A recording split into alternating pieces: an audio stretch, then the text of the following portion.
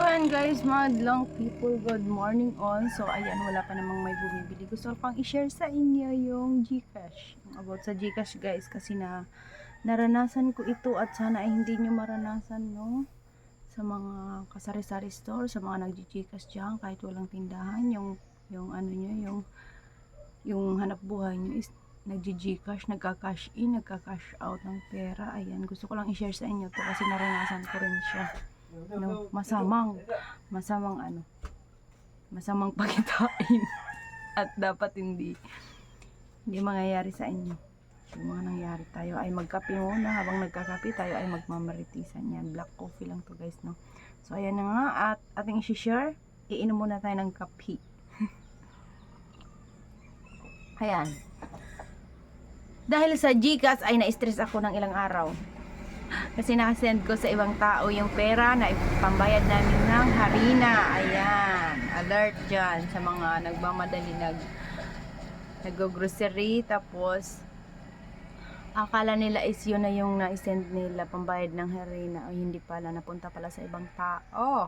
Kaya ayan, alert sa inyo mga kasari-sari store ko dyan, sa mga nagtitinda ay busy-busyhan. Busy kasi ako noon, tapos nagmamadali, kaya ayun, na-send ko tuloy sa ibang tao. Tapos guys, hindi ko na siya nahabol, sayang yung mahigit 2,000 yun. Isang kamamulot ng mahigit 2,000 ngayon sa isang click lang, diba?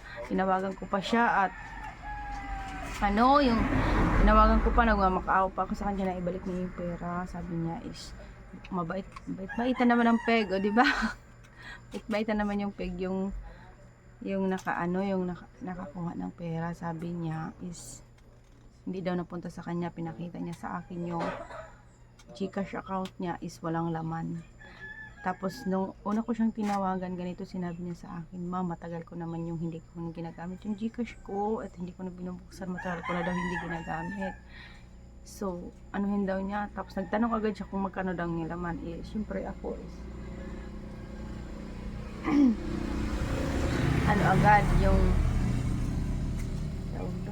sinabi ko agad kung magkano yung laman ng GCash ko. Kaya ayun, sabi niya ano daw yung kapatid daw niya, magtanong daw siya sa kapatid niya kung paano daw ulit mabuksan yun at baka daw ma-recover pa daw yung GCash niya. Yun yung sinabi niya sa akin. So pagdating pala yung gabi, hapon na yun, 6 PM na yun ng hapon. Kasi di ba lagi kami bumibili doon at pauwi na nga, galing kami Paranas, tapos maningil yun, yung bumibili kami lagi ng harina. Tapos pagkatapos nun, ayun, dahil marami din yung customer doon sa binibilhan namin na mamadali ako, at isang number lang guys, isang number lang yung nagkamali, isang number lang talaga nagkamali doon. Tapos at parehas yung name niya at saka yung apelyido niya, kaya hindi ko talaga napansin na ibang tao pa lang yung naisendan ko ng aking GCash. Sayang din yun, no? 100 pesos na lang para mag 3,000. So ayun, wala tayong magawa kasi minakita niya yung laman ng GCash niya is zero balance talaga. Sabi ko, kuya, gusto ko makita yung transaction kasi ako may reference number na nasa sayo nga yung pera. May reference number, may oras, kung anong oras na isend ko sa kanya, ganun. Tapos sa araw, October 29, 6 PM ng hapon, yun yung na-isend ko yung pera sa kanya.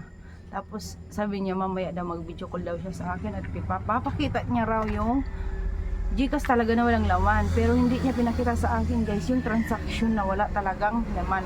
Kasi taka talaga ako doon. So wala tayong magagawa, di ba? Kasalanan natin yun na naibigay natin sa kanya yung pera. Alang naman pilitin natin, sinabi niya sa akin na wala talaga doon yung pera.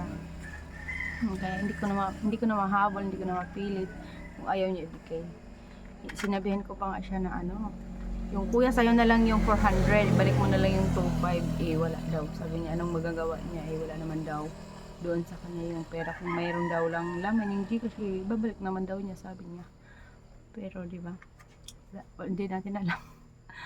May reference number ako na nasa kanya talaga yung yung pera. Hindi natin mapipilit, ikasalanan natin, di ba? So, yun lang. Yun lang mga kasari-sari store. Gusto ko lang ma-aware kayo na mag-ingat talaga sa paggamit ng GCash, cash in at saka cash out. Tingnan ng maigi bago mag-send at bago magbigay ng pera, tingnan din ng maigi para sigurado at saka sure, ilista. Ilista ko na yan siya. Pero pag nagka-cash out ako guys, hindi ko talaga yan ilista. Kasi, di ba nagkakara naman. Pero yung nag-ano talaga. Baliktad. Pag nag-ano talaga, yung nagka-cash out talaga ako ng pera, nagbibigay ng pera, nililista ko. Pero yung nagbabayad ako doon sa binabayaran namin, hindi ko yung nililista, nagsisend lang ako ng direct. Pero may ano yun, nakasave yung yung message na nagsend ka talaga ng pera, di ba? So ayan, yan lang. Mahigit din yun, mahigit din yung 2,000. Saan ka mamulot ng 2,000 sa isang araw, di ba? So wala tayong magawa kasi kasalanan natin. So yun lang, gusto kong i-share sa inyo. Diba? Yung na-stress ako ng ilang araw ba yun? Hindi ako nag-live. Kasi yun yung nangyari.